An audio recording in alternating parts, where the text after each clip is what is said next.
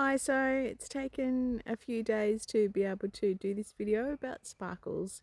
I know I've put up a couple of videos. I already had them in my phone, so I put them up. Jeepers creepers, we've been grieving. It's been so hard. I come out to her stable.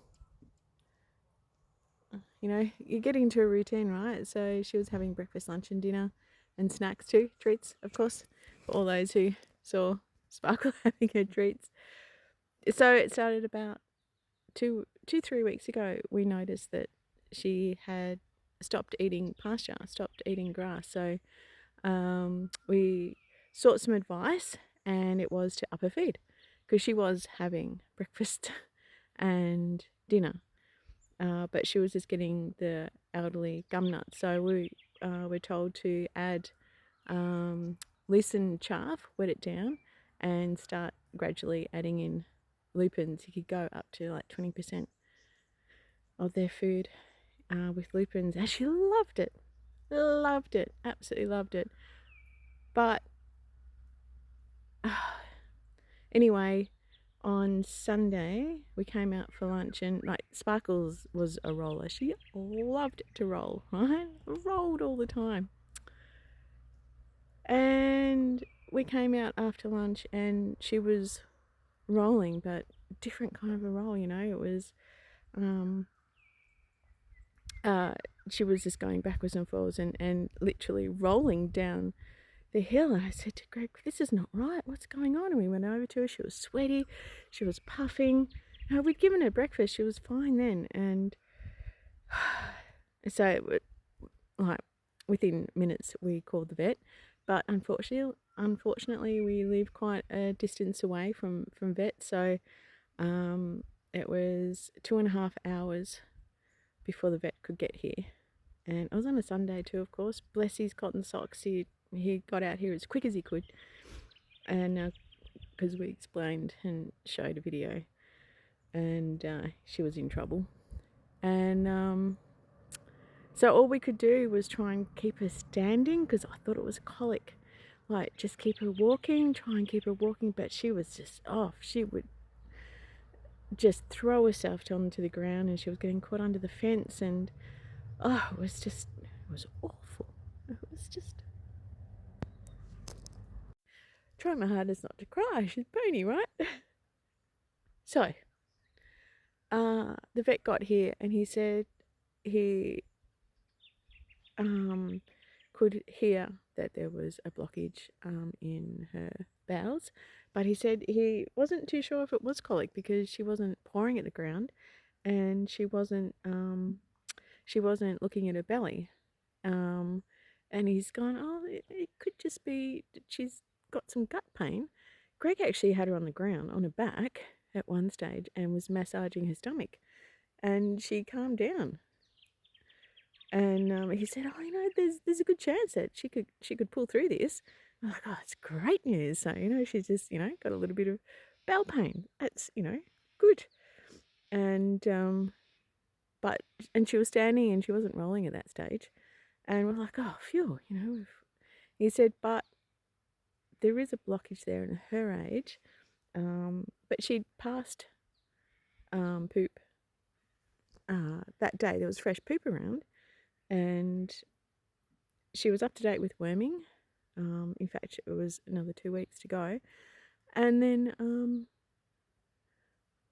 he said, oh, look, I'll give her some anti-inflammatories and something for the pain, and we'll see how she goes in 10 minutes, he said. But if her heart rate doesn't come down, it's, for her age, it's heart attack level. And so I gave her the medication, and she was standing there, and we're thinking, this is great, she's going to pull through, just a little bit of cramping, and she's being dramatic, and oh, that's right, he said, oh, he gave us some options. He said, oh, we could put her into a float and float her 5 hours away and get an operation to try and move the blockage. And she was standing there, and then he's gone, oh no, like, what? And she was dripping from her nose, and he said, that's not a good sign. He said, that's the stomach fluids. coming out, and he said, I think I'm going to have to give her some pain medication. And her heart rate came down a little bit, but not a lot. And we said we didn't want to put her into a float for 5 hours and then pass away by herself. So we made the decision not to do that. And so he said, okay, I'll leave you some medication. You can stick with her. I was like fully planning to stay out in the paddock with her and give her injection. And she just fell to the ground. She just collapsed.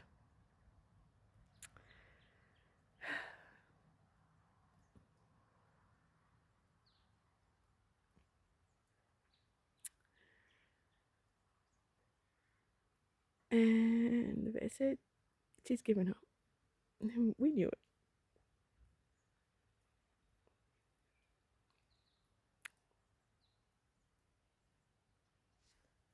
It's just really hard, but everyone's seen Sparkles through for years, and I think really she deserves her story being told. So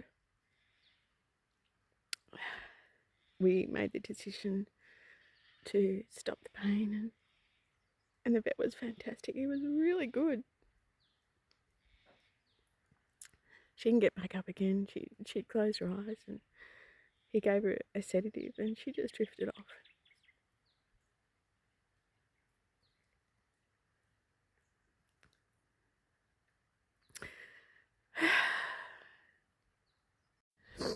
But we just have to remember that Sparkles was a rescue pony, right? So 15 years ago, I saw an ad on Facebook. Free pony, can't get nearer, unrideable, untouchable, in a bad state. Her feet are in a bad state, must go. So I've got my horsey friends and said, I'm going to go get Sparkles.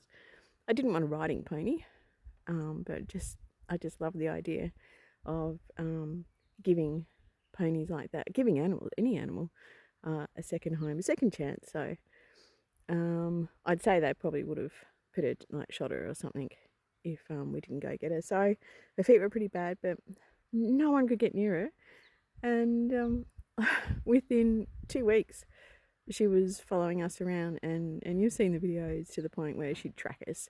She'd see us go in one door, and she'd stand there and she'd just wait for you to come out. She was just absolutely adorable. We absolutely loved her, and she had a fabulous life. In the end, she had full reign of the whole farm, right? Like all the fences, all the gates were open. She just couldn't go into the orchard because apples are no good for ponies, or the veggie garden. So, but yeah, she had absolute free reign of the whole property.